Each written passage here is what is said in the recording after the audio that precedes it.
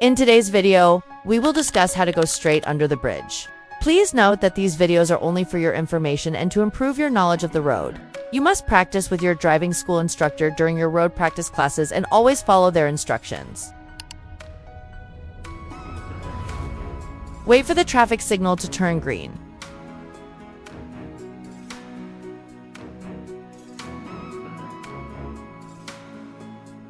As you go straight under the bridge, you will see this road markings. Many beginner students make mistakes here. They lose control of the steering. Remember, you are driving in the center, and there are vehicles on both sides of you. That's why it is best for students to choose this lane.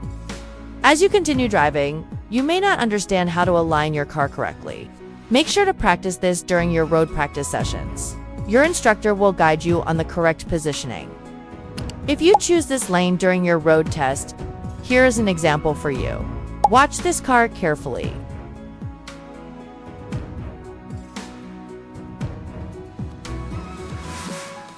If you are a student taking road practice classes, pay close attention to these points and make sure you practice them with your instructor.